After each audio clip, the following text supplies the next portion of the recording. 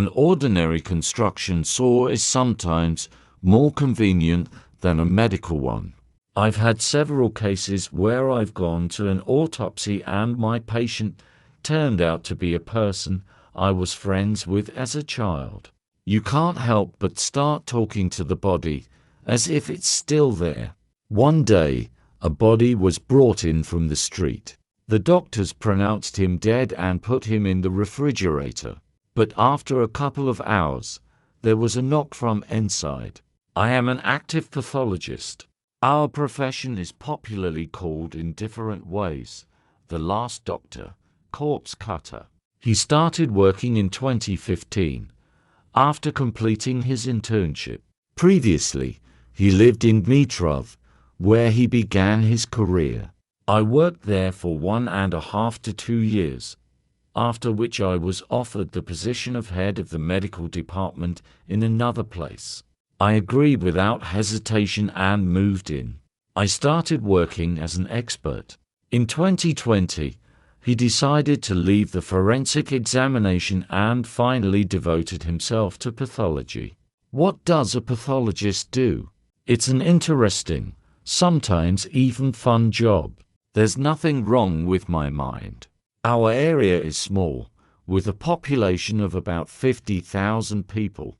The hospital is also not large, so the number of autopsies is moderate. When I combined the work of a pathologist and a forensic expert, there were from 30 to 50 autopsies per month per doctor, which was quite an acceptable workload. Now I'm opening about 10 to 15 bodies a month. There is more work with the living biopsies, histology, microscopic examinations. It takes about the same amount of time as an autopsy. The working day begins with an inspection of the refrigerators. 2 bodies were received today, an 87-year-old woman and a 54-year-old man. I study their medical records, collected in the department, and proceed to the autopsy. Most of the time is spent on paperwork, protocols, conclusions, death certificates.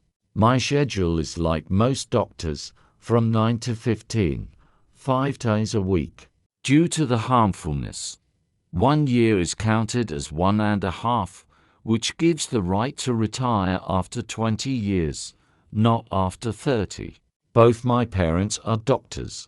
One chose my profession consciously. In the 5th year of university, the cycle of forensic medicine began, and I was hooked. I liked working at the morgue.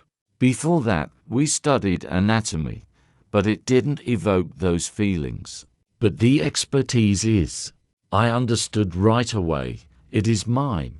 I have my own locker room, a box, where I prepare for the autopsy.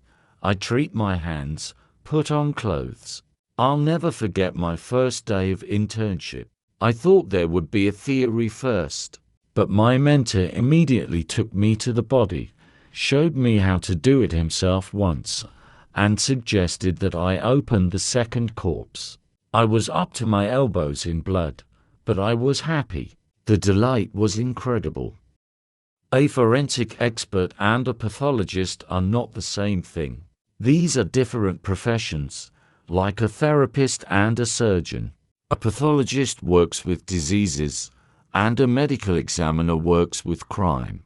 All bodies that die outside the hospital are automatically sent for forensic examination, as violent death cannot be ruled out.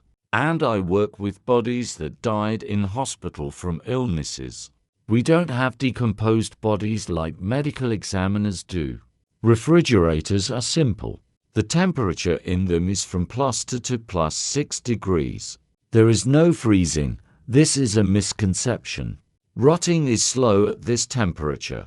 The most common causes of death are diseases of the cardiovascular system and oncology. They have been leading for many years. Then there are injuries and accidents. I work with music. I can't stand the silence. Sometimes I talk to bodies, especially when I recognize the deceased. Work requires emotional stability. Unusual cases. Of course there were, especially when he worked as a medical examiner. For example, once a barrel with a body that had lain there for 26 years was lifted from the bottom of the canal. The barrel was filled with cement. Without oxygen, the body has hardly changed. Or the case when the corpse from the street turned out to be killed. There were no external injuries, but the autopsy revealed knife wounds. For me, a dead person is an object of research. It's a job.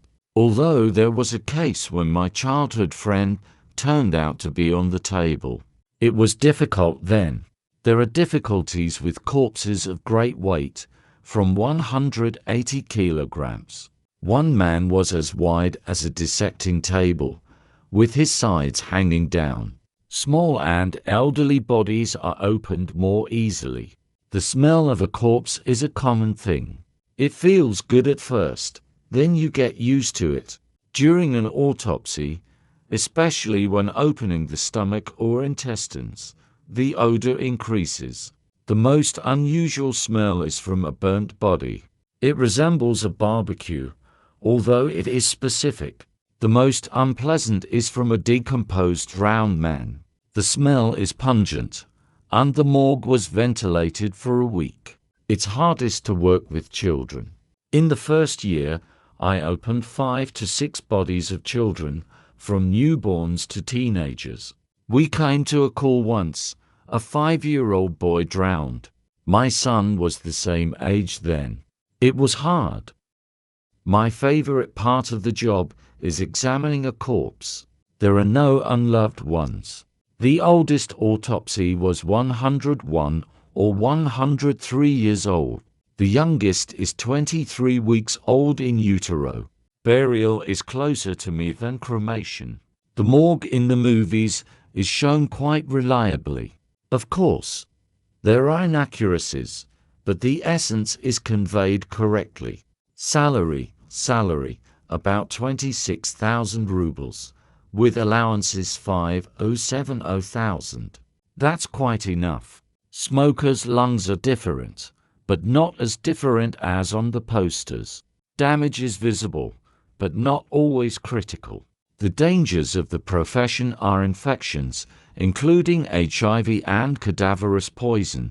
Everything requires caution. Fear of being buried alive. It's a very rare case, but an orderly once told me that the body froze in the cold.